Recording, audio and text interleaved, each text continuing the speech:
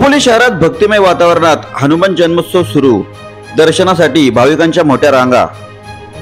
संपूर्ण देशभरात हनुमान जयंती विविध ठिकाणी भक्तिमय वातावरणात मोठ्या आनंदात साजरी करण्यात येते।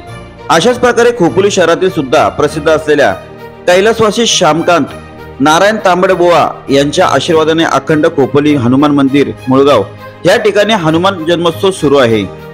दिवसभर विविध कार्यक्रमांचे आयोजन केले असून अभिषेक, श्री सत्यनारायणची महापूजा, आरती, होम हवन, भजन व सायंकाळी महाआरती व ढोलताशा प्रदर्शन होणार आहे, अशी माहिती अखंड खोपोली हनुमान मंदिर तांबडेबुवा व्यवस्थापक प्रशांत श्यामकांत तांबट यांनी दिली।